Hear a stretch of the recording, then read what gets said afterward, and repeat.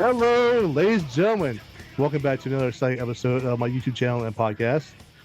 Today, I am sitting down with Jon Sklaroff, who plays Agyar from Spider-One's Little Bites, which is now premiering on Shudder. I've had the chance to watch this movie a couple of days ago, and this is a monster movie that I can get behind. I enjoyed it very much because of the originality and the creativity, and not to mention the phenomenal cast. I can't pronounce her name. First thing is it Krsy Fox? I don't know. Yeah, yeah. Okay, Barbara Crampton, Heather Langenkamp, Bonnie Aarons, Chaz Bono, and of course Jon Sklaroff. So this movie speaks volumes about a mother protecting her child, and for me, it hits home. So that's another story of another time. So anyway, to give us more insight about this movie, please welcome my guest, Jon Sklaroff. Hey, Thank you man. so much for joining me today, sir. How the hell are you doing? I'm hanging in there, man. It's as you know, it's hot on the East Coast, and it's politically hot all over the world, and the industry's in the toilet, and so I don't know even how to answer. If someone says, "How are you?" I'm not sure how to answer that question anymore. Either I'm Wow, hungry or I'm not hungry. That's about it. it sounds a lot like me. So it drives my wife crazy. When you stop eating? I'm sorry, I'm depressed. I need to eat. Exactly. So since a lot of people who don't know who you are, could you please tell us a little bit about yourself and how you landed the role of Agyar? Um, well, I've been a veteran actor, or as they say, a vet in this business since about 1996 or 97. Um, I don't know how I would categorize my career.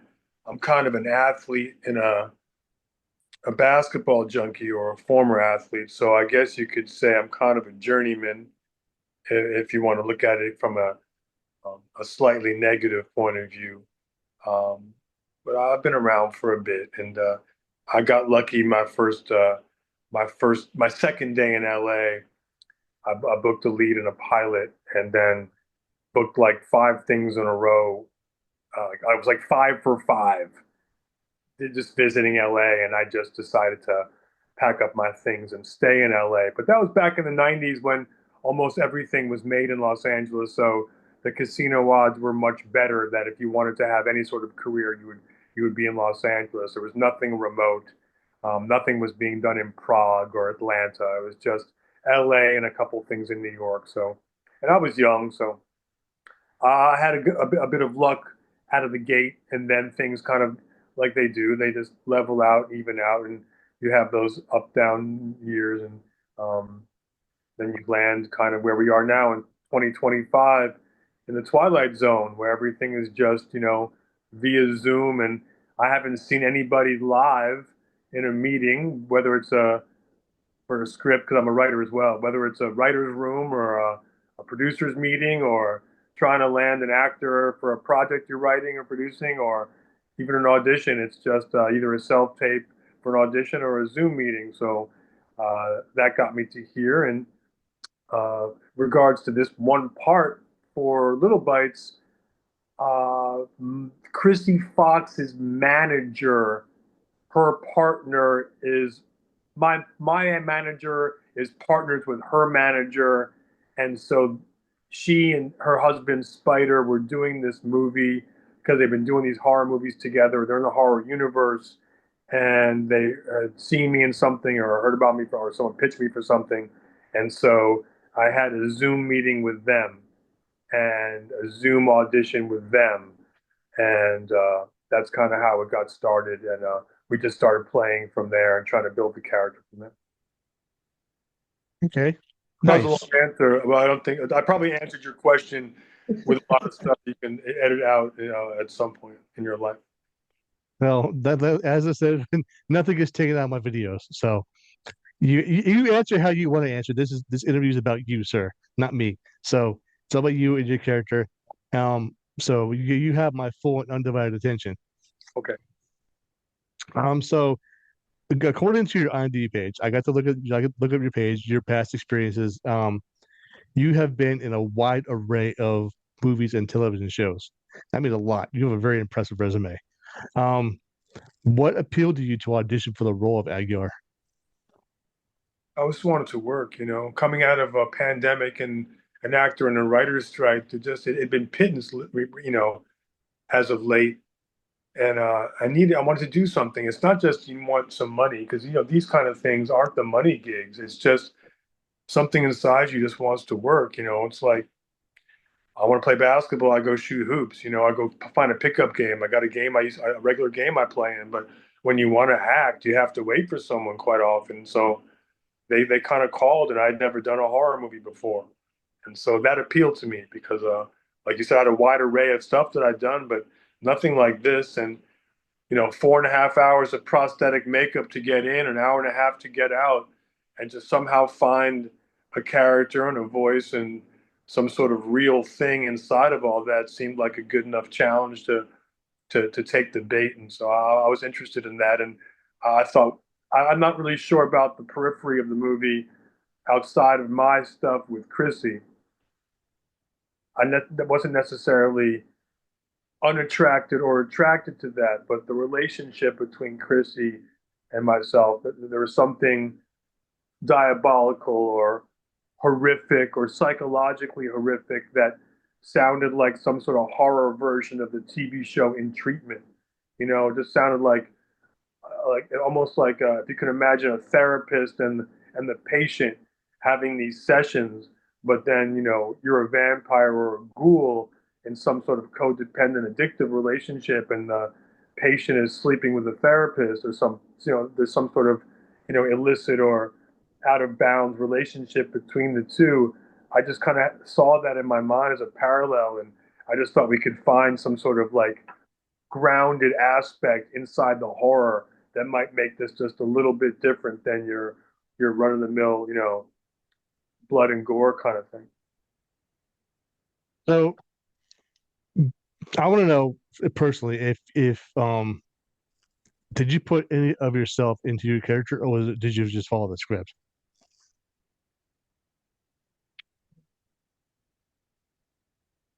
Well, I think you always put a little something of yourself, in it. I think you try always to be authentic, believable, or convincing in any way you can. And I think if you have that much stuff applied to you every day, prosthetic teeth and the 4 hours of makeup and everything that they did to me, I think there was something about that experience that made me feel trapped, that made me feel like I was some sort of prisoner, some sort of we're all kind of born into what we're born into, whether it's your religion or your skin color or just your personality. I feel like we're all kind of locked into these things. And so I just was trying to imagine being born this way, being born into this kind of thing, the way we all kind of get depressed once in a while, where we just wake up and you look in the mirror like, oh, shit, there he is again. That's me, and you just kind of have to deal with it. And I'm watching my daughter right now at 13, going through puberty and just looking at herself and becoming something and realizing, noticing herself for the first time, as opposed to just being a free 3 or 4 year old and just playing and not really too conscious of everything. And then as you get older, you get kind of conscious and self-conscious, and you're kind of a victim of who you are. It's good and bad, but I just tried to imagine what it would be like to just be born a shark or just be born a vampire, where all you have to do is survive. That's your like goal, is how do I wake up and just get through the day? And so I think I could relate to that in this way, where I mean, people put a lot of uh, mishigas around the idea of method and doing the method and method acting. But in the end of the day, you're just trying to be authentic and just trying to be yourself with all this stuff on top of you, whether it's the makeup or whether it's the circumstance. You're playing a serial killer, you're playing a prisoner, you're playing an athlete, whatever it is. You can't really something about you is bound to come through. Well, I was actually convinced that you were actually a vampire. That's how good you did. It's just, you did it so well. I like how the writers or whoever decided to create your character is like a whole different idea of a vampire. It's like you're not outside at nighttime stalking people. You're in a room, and essentially, Krsy Fox is your victim, and you suck blood from her from time to time. You do, like you said, to survive. It's a food So source, so that's yeah, my food source. That's my lifeline, and they made a lot of. I know that they were talking about addiction a lot before the film. We were just talking about people being addicted to dysfunctional relationships or addicted to drugs, and this crutch that you have. And I know a lot of people made a lot of guff about there was no backstory, where did this guy come from, what is it? But it's just kind of like, just imagine just, Rod Serling finishes his cigarette and it's time for the Twilight Zone episode to start. There's no real explanation about what the backstory is. You just kind of land here. And I do believe that I wish it would have gone actually to the way where I'm not really too look, it's hard to make a movie and it's hard to write a movie and it's hard to end a movie. For me, the best of this movie, and it's biased because I was in this part of it, is just the psychological trauma and drama between Krsy and me. And whether it's in her head or not, when a mother is facing the challenges of being a mom, postpartum depression or not, just how hard it is the day in, day out. And in this case, being a single mom, the idea that it's just too much and I represent the too much and what do you have to do just to get through? Um, I think that she triumphs at the end and just comes out of it and will take care of her daughter and she'll be okay was enough for me. I don't think it needed to go east and west too much more than that.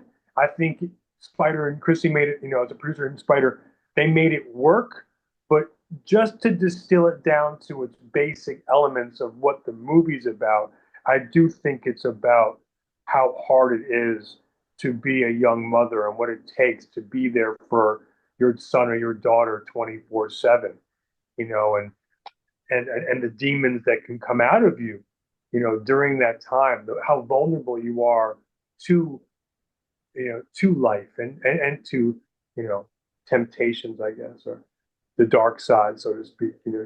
We all see the dark side in certain moments. And this is like, the dramatization or the horror version of that. And so you asked a question, and I don't remember what it was. You asked it's about being quite a I didn't know that he was a vampire. It was never really clear to me in the script that I was playing a vampire. I was a monster or a ghoul, like, in the basement under the stairs, so to speak. I just took that as whether it was subconscious or not, I just played it as like, like that movie. There are a couple of them, but one book is called the Green Man. They made it into a movie, I think, with Albert Finney. It was a Kingsley Amis book. Great book, horror book about a monster or a ghoul in the hotel. Elements of The Shining, obviously, psychologically. But there are these movies like White Palace where, you have like Michael Keaton, not a very good movie, like as an evil tenant, the tenant you want to get out of your house. I think there was a James Spader one too, but the idea that someone's in your house and you have to get them out, the bad renter, the bad, subletter, the bad tenant. And so I just was like, I just lived there. I was the person that she took in at some point way back when, and I won't leave. And, she didn't know that I was, seeking her, and then if you think about it the other way, where it was just psychological and not realistic, then I just kind of appeared there when she had her child and her husband died. and now she's facing her demons and wakes up, and I'm just there, to feed Well, on her, to feed on her psychologically and emotionally. well, I think if the audience actually gets it, they understand the message being conveyed in this movie. It's about, like you said, it's about addiction and a mother trying to protect her child. So I don't think your character doesn't need a backstory because it just kind of fits in the way it does. It made sense to me. I'm not sure about anyone else, but it made a lot of sense to me about who your character is and why he was there. So if those who do not understand the situation, go back and watch the movie and try to put yourself in his character position and then put yourself in his shoes and maybe you'll understand what the message that's being conveyed that Spider-Man wants to put out of the movie. So something to think about. I mean, who knows? You might understand the first time, it might take you 30 times, who knows? But when you see the woman in the park on the bench next to her and says, "You must be a wonderful mother," and I think she has some bite marks or scars on herself also. It's almost like saying, "You have to go through this in order to be a mom." Like there are going to be some battle scars. And they shared that. So if you notice someone else, like when a young mother sees another young mother or even a father in the park or in the playground, and you see the dark circles under their eyes, you see them nodding out maybe on the seesaw because they've only slept 2 or 3 hours that night. That's like battle scars of parenting, and that's kind of a good thing. It's a badge of honor to be that exhausted or to be bitten or to have these bite marks, these scars. So if you think of it that way, she saw the other mother's scars. She saw Krissy's scars and said, or saw her look and said, I know what she's going through. I bet she must be a wonderful mother because if you're that tired and that spent and giving it all, and you're almost succumbing to this thing where you're going to feed a demon to save your child, where you're right on point. You're doing a good job. That was kind of her perspective. Yeah, yeah, I agree 100%. So essentially, we've seen vampires for centuries in film, especially from its inception. And your character feels like he's somewhat on his own plane, pretty much. But he's also got the extra layer as if he were real. So, do you know how Spider came up with that mythology? Say that again. Okay. So we see vampires for a very long time in film and movies and TV, whatever.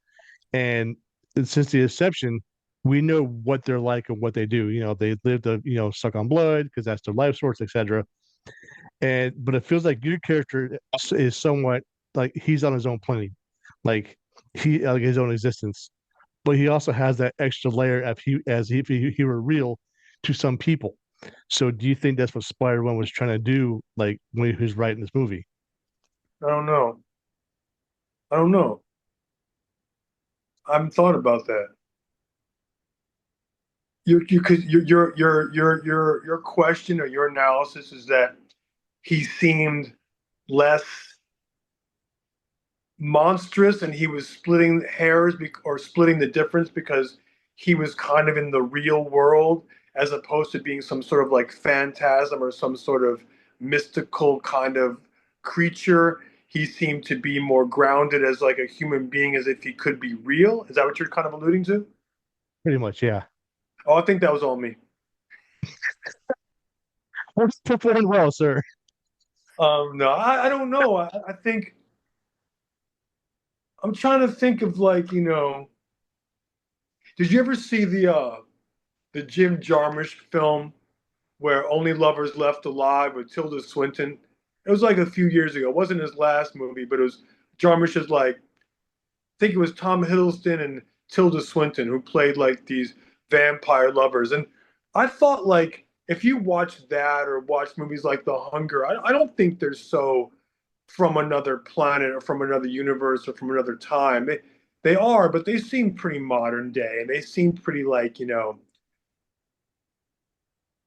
was gonna say Lost Boys, but that's a little too comical. But I feel like there are some vampires that, you know, I think he wanted this person to be as grounded as possible, that it could be a tenant or it could be a roommate or it could be something. Because, like I said, I don't think he was thinking necessarily vampire when he wrote it.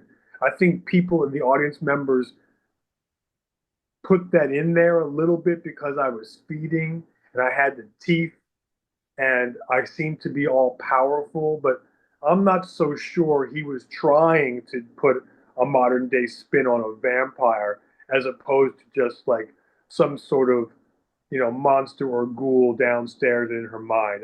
You'd have to ask Spider about that. I didn't play him like a vampire consciously, like a person who you only see during the nighttime or person who was bit by a vampire, himself or anything like that. I didn't go with the vampire lore and mythology as in terms of research for this person at all.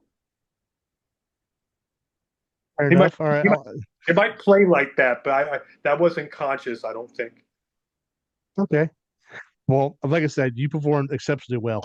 I mean, I'm actually starting to like your version of the vampire opposed to like all the other ones I've seen on TV.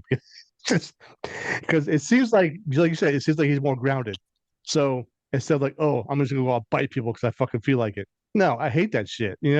Like if you be a vampire, be cautious about it. Like Agyar, he was cautious about it, but he also knew his purpose in life too. So, and I understood that. Well, I like it to be truthful. I mean, because I recently wrote like my version of a horror movie because I've seen so many, and you see how many Blumhouse makes, and I like it when it's just the same way I like everything, just 1 centimeter to 1 inch away from the truth, so that we can ground everything. I mean, everything to me should be grounded. I mean, the best sci-fi and the best horror to me is always when, like, I'd much rather watch The Exorcist or The Omen, Rosemary's Baby, where it plays like a real film or like a drama. There's obviously a horror and fantastical aspect and quality to the story that makes it work and that puts it in the genre of horror. But those films, the performance of Father Damien as a priest, or all of the people, Ellen Burstyn, those people aren't acting in a horror movie. They're just in a movie. They're just in a circumstance, regardless of what's happening to them. And that's when sci-fi and horror is really good, in my opinion. When it's really good is just 1 inch away from the truth. And just for the record, I thoroughly enjoyed Rosemary's Baby, both the new one and the old one. Oh, I didn't see the new one yet. Should I see that? I did. It's really good. No, should I see it? So I should see it. Okay, I'll see that. I haven't seen it. it's it's very close to the original. I'm talking like very, very close. Um, but there are some slight similar dissimilarities, but it's very close to the original storyline, and it was done so well. But even watching the original one scared the hell out of me when I was a kid. Oh yeah. I'm 40. I'm 46, but I saw it when I was younger, like a lot younger, because I was very curious about it. Because I always tend to gravitate towards movies like that deal with exorcisms and possessions. I used to be Catholic, so that's like my thing to go to now Right. because it's so real, and it seems like once it's not real, but it's to me it's not real. It could be real somewhere else in some other realm. I don't know, but those are so terrifying. I have to watch it because I want to know what's going on. Right. So, however, back to you and your character. So, um, I like how in each scene your character is like slowly being shown more and more. I mean, aside from like spending like a shit ton of time getting makeup done, what other stuff do you have to go through in order to prepare your character, how to play him in each scene? Well, physically, I had to get used to the teeth because that took a while to make the mold. And so I had these teeth I had to wear. And to speak and to breathe, you know, with these teeth, I mean, I had to like, I don't know, someone said something about, I think it was Krsy, who was being very complimentary, saying that, I was staying in character and wearing the teeth all the time and through lunch, but I was just trying to get used to them. Like I said, people bastardize the idea of the method. I was just trying to be organic and natural and not sound like I was struggling with the teeth. So I had to wear the teeth as much as possible so that I could wear them without thinking about it, like they were second nature in my own, so I could just breathe and riff and improv if I had to with the teeth and make sure I could pronounce everything because it was an obstacle when I first started. They'd make a mold and they put this thing in. I don't know if you saw them. I have them somewhere, but they're horrible to look at, but they're also very difficult to work with when you first get them. So that was hard to do that and to make everything feel and sound and articulate everything normally. We played around with a bunch of voices, and at first he wanted Eastern European Russian, which I'd done a thousand times on TV and film, and so that was easy for me in my back pocket. But then we did like a table read and some rehearsals, and it sounded too derivative of so many different kinds of vampires or Eastern European monsters that it just sounded too copycat. So I just kind of came up with an idea. Well, how about if he was just very well spoken and aristocratic? Because he started giving me these clothes to wear, these kind of like, I don't know, these gothic kind of capes and drapery kind of things. And suddenly it just felt like I was in some sort of, I was also watching a lot of Peter O'Toole movies at the time. And so for me, I just kind of was obsessed with Peter O'Toole and all those Oliver Reed and all those Richard Harris, all those drinking actors. And so I just felt like, well, I'm kind of tall and thin and getting older. Peter O'Toole I have kind of his physicality. And so I just kind of stole from Peter O'Toole a little bit in terms of my mind and how he would kind of walk or talk or how methodical and slow sometimes he was in speaking, which came across kind of erudite and arrogant. And as opposed to really playing British, I think I was just playing more someone who's speaking proper English like I were doing a Shakespeare play. And so that seemed to work when I saw the mirror, looked in the mirror and saw the character and the makeup and the teeth and the words that they gave me.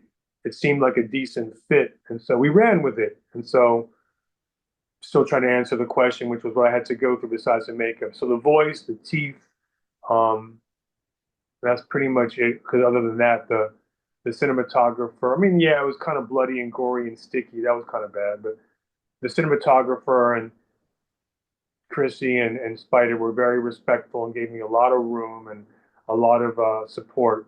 And I thought our scenes worked well together. Awesome. I do have a favorite Peter O'Toole movie called High Spirits. Have you ever seen it or not? Oh, Really funny movie. I love it. High Spirits? Yes. What year is that? Has 80s or 70s or earlier? I think in between it has Peter O'Toole, it has Stephen Gutenberg, Daryl Hannah. It's a comedy, but it's has like hauntings and ghost shit. But it's funny. It's really good. All It's right. called High Spirits. I'll I look don't it remember what year it came out, but I remember seeing it as a kid. And I go back to I revisit every once in a while to watch it because Peter O'Toole was one of my favorite actors back in the day. So up. I mean, Hearing Peter O'Toole telling stories about him and his buddies, like Peter Finch or whoever. Just he has great interviews, and just I read his book and just listening to him, he just yeah. I mean, I'll watch Peter O'Toole do anything. this thing is find out. Okay, 1988 is when it came out. So Peter Watch. O'Toole, Steve Gutenberg, Daryl Hannah, Liam Neeson, Beverly D'Angelo, Jennifer Tilly, Peter Gallagher, star-studded cast, really good cast. And I Aaron, remember watching. It's a really good movie. I think you'll enjoy it. It's funny. It's great. So as we're running out of time, we got about 5 minutes left. oh gosh, So and then went by quick. no, So I waste so much time with actor detritus. Just you ask an actor to talk, and then all of a sudden time is up. no, it's been a very good interview. You've been a wonderful guest. I love hearing everything that's told to me, and no matter what, it sticks with me.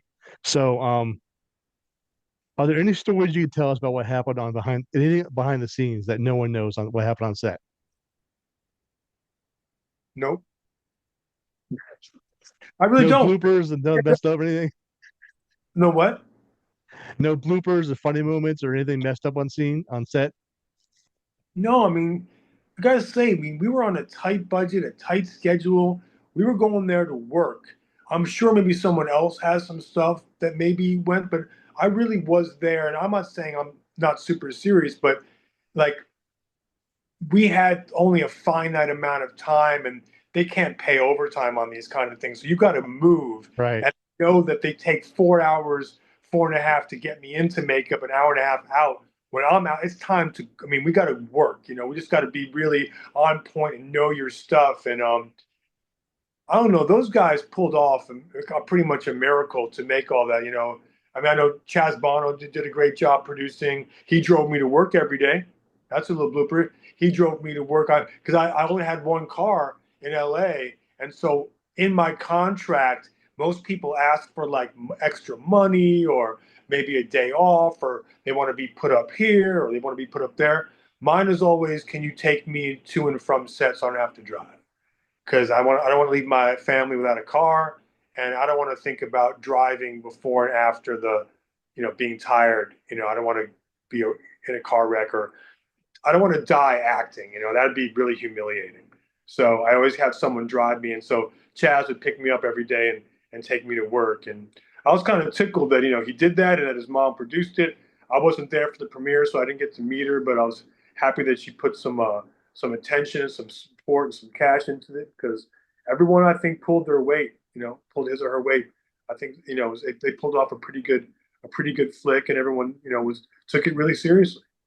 And I don't know. I had a lot of fun doing it, man. I never did that kind of prosthetic acting, as they call it. But and I know they shot me in shadows, like they were trying to shoot Brando in Apocalypse Now. Just little glimpses and pieces. So I still think it worked. I still liked it. I don't usually like to watch this stuff, but I liked it. Great. That's awesome. That's awesome. So, before we get cut off, is there anything coming up you want to talk about? What's the next for you in your journey? Um, I don't have a plan. I mean, I don't have any acting stuff coming up.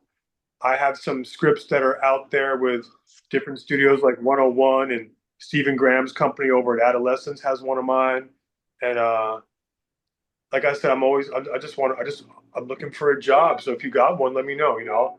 I'm free. I did something in February, but that ended around right after Valentine's Day. So I literally haven't had a gig since uh, like in 3 or 4 months. So I'm looking. So if you got one, I'm free right now. I'm just kind of focusing on my family and getting my daughter into a middle school, and that's about it. I would definitely put some feelers out. I do know a couple of directors on Facebook and social media that I can get in touch with. Scott Okay. Goldberg, a Yeah, very man, good you want to play director. anything for So, me, man? I'll do a horror film in a heartbeat, man. Not even, whatever. I'm good. yeah, Scott Goldberg is a very good friend of mine. I've known him for about, I don't know, 6 months, but we become really close. Okay. So, I'll see if you guys are coming up, and hey, maybe he'll get in touch with you. That'd be awesome. So, unfortunately, it's all the time we have. Thank you so much for taking the time out to enjoy. I really enjoyed talking to you. I really did. This has been Well, a great interview. for having me and, But and tolerating me. I appreciate that. I wish you nothing but success in your future and career. Thank you. Thank you And for watching all the stuff. uh, and hopefully I'll see you on the big screen again. That'd be, yeah, well, watch. Have you seen Showdown at the Grand? No, I have not. No, I'm going to. Really fun take on B action films that my buddy, I've done every film he's done. Orson Oblowitz, Michael Oblowitz's kid. And it was me, Terrence Howard, John Savage, and Dolph Lundgren, and Amanda Rigetti.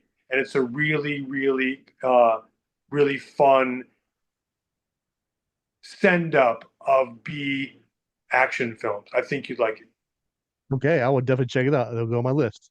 All right. So, ladies and gentlemen, boys and girls, the wonderful, the talented Jon Sklaroff, who plays the movie Little Bites, now streaming on Shudder.